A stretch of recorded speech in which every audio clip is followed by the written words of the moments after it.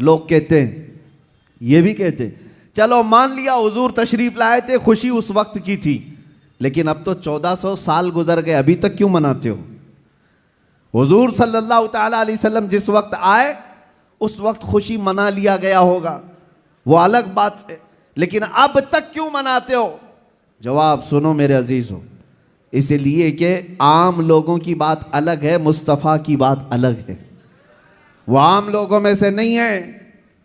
इस पूरी कायनात में मैं एक मिसाल आपको देता हूं, चाहे हमारे इस स्टेज की मिसाल ले लो, इस पंडाल की ले लो, या किसी की शादी की मिसाल।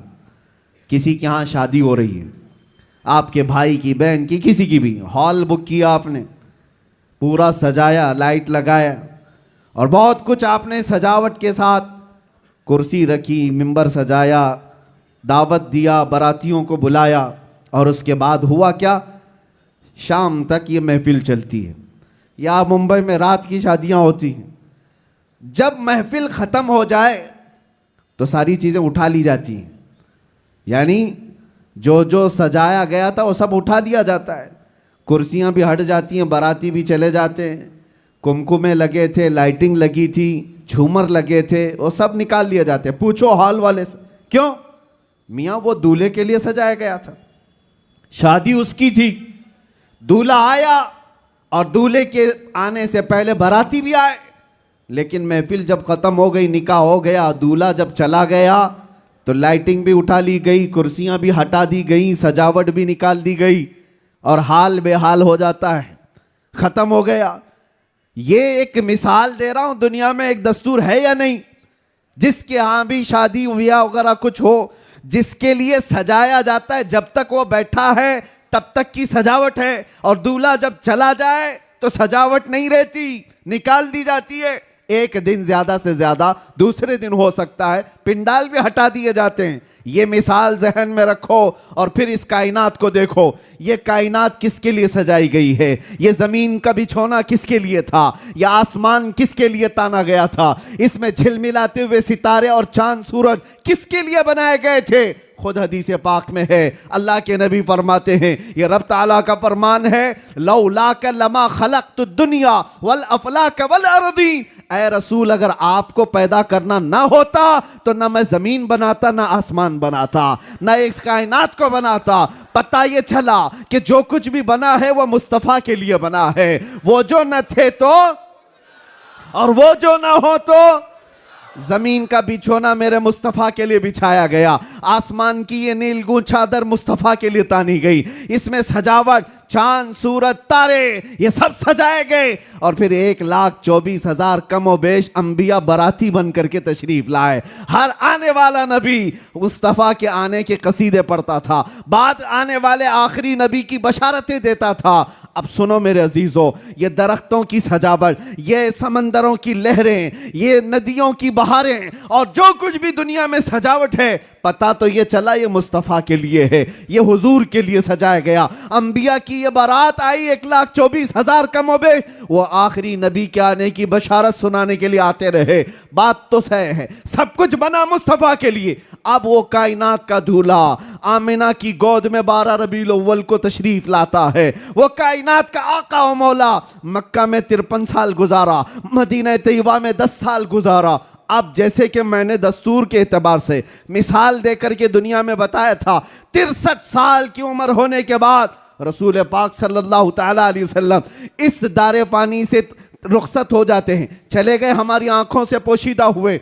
अब दुनिया का यही तो सवाल है, लोगों का यही तो सवाल है कि जब नबी पाक तशरीफ लाए थे उस वक्त मीलाद की खुशी मना ली गई, हो गया, अभी तक क्यों मनाते हो?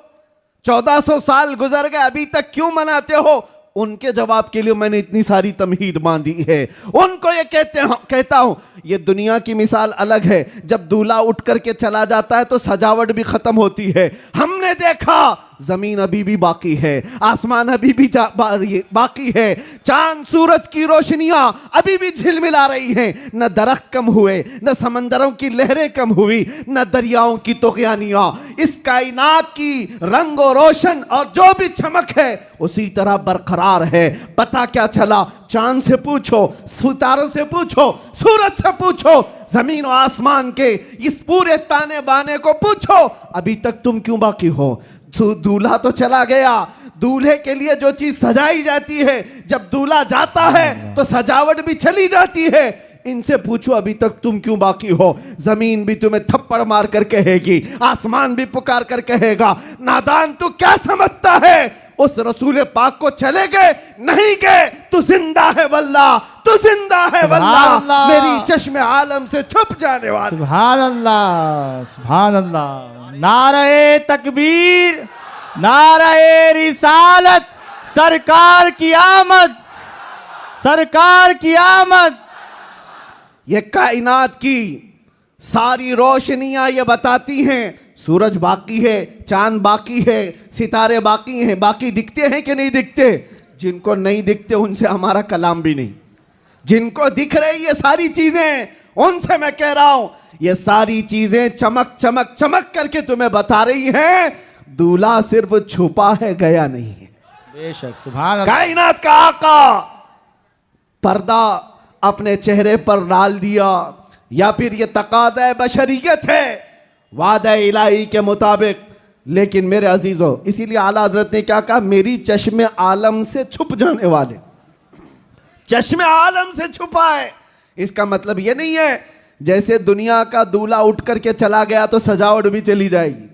ये कायनात का आका और मौला आज भी मदीना तैयबा से वो सल्तनत चला रहा है जिसको कहते हैं, मेरे अजीजों, आज तक हमारे दिलों पर, हमारी रूहों पर कोई दूसरा राज नहीं कर सका।